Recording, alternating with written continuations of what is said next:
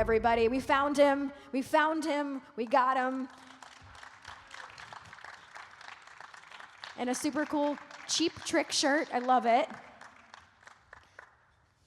Thank you guys for sticking around. You guys are amazing and devoted. And we're going to bring out Kerr right after. How you doing? Well, I'm doing well. We got our wires crossed about the itinerary and everything. We wandered in. We thought we were like 2 minutes late, not this late. And I really appreciate you guys hanging in there and you know, staying and listening. And thank you for coming. We really appreciate it. How's the weekend been so far? Oh, it's great. Richmond, Virginia is a wonderful town. Although, you know, listen, to be honest, when you're here at a convention, you have a limited time to go out and do excursions and things like that. But the people are all very friendly, and they appreciate the work that I've done, and the others, too. I mean, listen, that's one thing about this, and this is really, really true. What incredible feedback when 999 out of 1,000 people come up to the table with a smile on their face and a genuine expression of gratitude or a story about when they first saw me, or, you know, my goodness, you know, it's really pleasant. It's pleasant, and, you know, I like it. You know, certainly as I'm becoming a senior, it's fun for my wife, Kat, and our daughter, Rafi. They're traveling here on this excursion. We have kind of a whirlwind thing that we're doing. It's great for us to get out, you know. It's like the Howard West traveling circus. Oh, I love it. That sounds so fun. Okay, so before we started this panel, we kind of polled the audience, because last night I know they did a local showing here of Terrifier 3. So I kind of wanted to know about your experience being part of the franchise. Well, you know, the only Terrifier I've been in is 3. And speaking of conventions, of horror conventions, I met Damien Leone at one of these. Oh, no way. I met Damien and David Howard Thornton, just kind of cross paths at, I can't recall. My wife might know exactly which convention it was. And I immediately took a liking to him. And Damien was, you know, very friendly towards me, and we started having conversations about filmmaking. And I think it actually was my wife, Kat, who said, you should tell him that you want to be killed by Art the Clown. And I did. Most of the time I listened to my wife, and I did, and you know, Damien was on the same page. He just felt like that me being a guy, you know, who's been in horror movies and who represents a certain kind of, you know, personality in the horror genre, he'd be a great ad to have in Terrifier 3. So, you know, I signed up, got a call, flew to New Jersey. It was a great crew. You got to understand, these guys started out by making a $35,000 movie. And then they made a $300,000 movie or something like that. And then this one, because they really have cultivated an audience. And Damien is onto something. You know, he truly is, to really push the envelope of what you can visually show somebody. And I cannot say enough about David Howard Thornton. I mean, listen, the man doesn't speak. He acts beautifully. On the set, I was blown away at his, I'm going to say words that probably don't fit, you know, his delivery. The attitudes when he would rehearse and he would be pretty good, and then when it came time to actually shoot, he would take it to another level. And, you know, I don't want to, well, I guess there's probably been people that haven't seen the movie, but there's a scene where Art the Clown urinates on a guy sitting in his lap. It's actually Santa Claus. And when I was there participating in the scene and watching David work, and when it came time for him to mime peeing, it blew me away. It was like, it reminded me a lot of Jim Carrey. You know, so anyway, it's a great experience. And another guy who's behind the scenes, except he's the bus driver at the very end, Phil Falcone, who has been Damien's partner since the beginning. He is such a wonderful man. he's a producer. He used to be a bond trader. You know, he's tough, but he loves the process. He loves the team that he's got around him. You know, he likes the challenge of making a movie. Yeah, that is one thing. Making a movie at any level is a challenge. You are just dealt with a series of issues that come up, and you have to find the best solutions to these issues. As each and every day, it's like a puzzle, and you got to put the puzzle in place. And when you make it work, then you give the actors and the director an opportunity to really be creative. It's just a great process. And in fact, we are going to make another Ice Cream Man. Really? Yeah. No way. Yeah. No, I appreciate that. Well, hold on. I'm going to give you a little show and tell here. Okay, let's see. Some of you guys probably have seen this, maybe if you come up to my table. But there it is. Another Ice Cream Man. Amazing. Congrats. And I'm very excited. I'm going to be directing the movie, and I'm also playing the lead character. We've got, you know, a really great cast kind of forming up. And we feel like we got a really solid script. We hope to get shooting sometime before the end of the year. We're that close. We're in kind of a pre-production. But I'm going to find solving these problems, these production problems, solving these issues, keeping everything on track. So when it comes time to roll the camera and get performances from the actors, that we give ourselves the very best chance to do what Terrifier did. You know? Well, out of curiosity, and obviously you're a staple in the horror realm, how have you seen the horror genre evolve from Ice Cream Man to Terrifier 3 and now the future of the Ice Cream Man? Oh, listen, sometimes horror treads in the same area. They get stuck kind of doing the same thing. I really appreciated when Damien decided, no, you know, we're going to push the envelope. We're going to jam the envelope down the business's butt, you know. And he's a great filmmaker. He didn't settle for something. He reached for something. And I appreciate that. Also, another guy, this is a little inside story. This is the first time that Damien is not the makeup man. The director of the movies, Terrifier and Terrifier 2, not only was he the director, he was the guy that put on Art's makeup and did the blood for everything.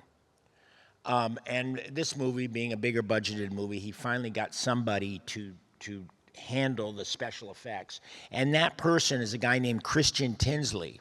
And Christian Tinsley was my makeup man on The Grinch. Wow. 24 years ago. 25 years ago, we were making The Grinch. And Christian was just a young makeup guy that Rick Baker had identified as a guy that could put makeup on and do a good job. And so Rick Baker hired him to be part of the makeup team on The Grinch. And he was my makeup man. Every day he would put Hubris's makeup on. And we developed a great relationship. And listen, he went off and did a lot of great things. And I, you know, continued to work. And now all of a sudden we come back around and he's doing all the makeup design for Terrifier 3, and I've had an opportunity to talk with him a little bit, you know, and he's so happy, and he's such a good dude. Again, you know, the Terrifier 3 situation could not have happened to better people. Christian Tinsley, Phil Falcone, you know, David, you know, God, I'm brain locking here, Damien. These people are all, you know, I watched them and I went, wow, this is cool. I'm glad to be a part of it. So I'm really glad that in that moment that we were at one of these conventions, backstage in the green room, that we saw them, and my wife said, you should go up there. You want to get killed by Art? I go, yeah, I do want to get killed by Art. And yeah, it's about boom, Bainsby. Made it happen. So if it's okay with you, we do have some time to take some questions from y'all. If you guys have any questions, there is a microphone right over yonder. Hey, what's your name? John. Hey, John. I'm a huge horror fan, but I know you also do comedies, and I like to laugh too. What kind of films do you prefer to do? Boy, I don't want to sound like a politician. I like to do horror that's funny. No, you know, there is something about, thank you. It's partially true.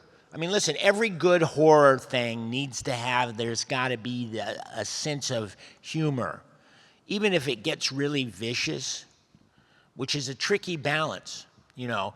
But I like doing comedy. It's fun to laugh. Laughing is very cathartic. And, you know, God, when I get an opportunity to do a comedy and I first look at the material, and I enjoy reading things that are funny. I enjoy imagining how it will play. And then you get to the set and you know, you work with the other people. Also, you realize making a movie is a team effort. I mean, it's not just the guy in front of the camera or the director behind the camera. There's the wardrobe people count, the makeup people count, even the people that feed you count. Because listen, if you've had poor meals, it's, you know, a little harder to be funny. So anyway, there, you know, listen, I also appreciate doing drama. I appreciate, you know, material that puts human beings into a situation that there are high stakes, it's drama, it's not gore, psychological, mental, you know. So anyway, I am so blessed. I am so blessed in my life that I've been able to do this. You know, because it's a giant game. You get to play, and they give you great toys to play with, props. You get great props, and it's fun. And my goodness, I'll let you in on a little secret. They pay you for it, too, which is really cool. Well, kind of to like... Well, no matter the movie, I like watching you act, man. Thank you. I appreciate that, sir. Thank you. To follow up with our friend's question here, obviously you're also a staple in the sci-fi world as well. So horror, comedy, sci-fi, you do it all. Is there a different headspace that you have to be in from like doing a film like Apollo 13 to The Ice Cream Man, Rock and Roll High School? Or is it kind of... No, there's no... Listen, I'm an actor. I look at the material. I identify what I think the director wants as a storyteller. And I got to identify the rhythm. I got to identify, you know, okay, is there a joke? Because comedy is different. If you know there's going to be a laugh, you have to know to hold a little bit for the laugh, even if it's just for a split second. You know, you got to give the audience a chance to absorb the moment. In a comedy, it's well, that takes time to do that. And so some of that's editing. Some of that the director and the editors have to end up, you know, cutting the picture a little different. It's all really fascinating. Hey. Good morning. Good Thank you morning. so much for being here this weekend. We really appreciate that. So I have 2 questions really quick. You've been in Ice Cream Man, and of course now you've been in Terrifier 3. Is there a franchise you would love to be in that you haven't made it into yet? And it can be horror or non. Wow, a franchise. Yeah. Boy, if Michael Keaton goes ahead and becomes Batman again, I'd love to be in Batman. First of all, I was a Batman kid. Thank you. One of my only themed, actually not, that's not really true, but my biggest themed birthday party. I was 11 or 12 years old, and I just wanted Mom and Dad to throw me a Batman party for whatever reason. Maybe I was a little younger than that. Geez, hopefully by the time I was 12, I was thinking about other things. But, you know, Batman was always my show. And getting to be in Batman would be a blast. I've known a few people that have worked in him, and Michael Keaton and I have a connection that goes way back. And he's one of those dudes that you just cannot, you can't imagine how talented he is and what a good dude he is. So anyway, getting a chance to work with him would be cool. And kind of to follow up, would you want to be on the side of Batman or a villain? At this point, I'm an actor. I don't care. I wouldn't mind getting whacked by Michael Keaton. But Batman doesn't really kill a lot of people. He just immobilizes them, kicks people in the groin, that kind of thing. That sounds painful. Hey, go ahead. Yes, sir. Again, thank you for coming. And I just was curious. I mean, obviously, I know it's a horror thing, but I remember you the most from your Austin Powers scenes. And I was just curious, did you know, or do you know in any movie, especially with Austin Powers, like how big that movie was going to be at the time, like before you, when you read the script, or did you just... No, a quick little story about Austin Powers. The director, the fellow that Mike Myers landed on to direct the first Austin Powers, International Man of Mystery, he called me, Jay called me, and I had worked with him. I had done a TV series called Space Rangers that was on CBS in 1992 for just about a half a season. And he was a young story consultant on that show. But anyway, Jay Roach called me and he said, listen, I'm directing this movie. And Mike Myers is the star, but he's in makeup and nobody recognizes him. And we're afraid that no one's gonna know, so we wanna pepper the movie with recognizable faces. And they did. Jay hired, there was a lot of, in the International Man of Mystery, there was Robert Wagner. There were a lot of people that were in the movie where you went, oh yeah, I know him. And I was one of them. But no, I thought, a little comedy. I worked for a day. I worked, on the first movie, I probably only worked for about 2 hours. They brought me right in. They set me down at the console. They had the camera set up. I did my thing, and thank you very much. In fact, it was a day that the company was wrapping. They were filming in Los Angeles, and they were filming in Los Angeles, and they were going to go shoot for about a week in Las Vegas. So when I was filming, there were crew members that were moving equipment and moving things and packing up, and I didn't think twice about it until I saw the movie. And I realized, I went, wow, these guys, Mike Myers friggin' is a genius, and Jay Roach guided it really well. And then the second Austin Powers is one of the funniest comedies I've ever seen. I mean, it was, and to have them circle back to me and ask me to continue with the joke was really funny, And so I'm very, in those 3 movies, I probably worked a grand total of about 7 hours. Just goes to show you. Anyway. Thank you. You're welcome. All right, so we have time for our final 2 questions. Go ahead, what's your name? Steven. So what was it like working on Rock and Roll High School with the Ramones? It was a blast. I'll tell you, Roger Corman movies are very low budget, and I had worked a couple of times for Roger. I just finished doing a movie called Grand Theft Auto, which was my brother's directorial debut. And the fellow that was my brother's second unit director was Alan Arkish. And he was the guy that had convinced Roger Corman to make Rock and Roll High School. But originally, Alan Arkish, and this is on the record, Alan Arkish originally gave Roger Corman a script that said Disco High, because Saturday Night Fever had just come out. And Roger Corman was known for a guy that liked to piggyback on ideas.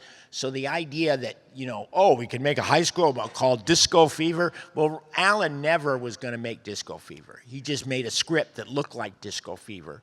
Anyway, getting to meet with the Ramones, hang out with them, Vince Van Patten and I had a great time for a few weeks while it only took probably 3 weeks to make that movie. And great memories. It was one of the first movies I made as an adult. That's using the word very loosely because I was still in my head, still a kid.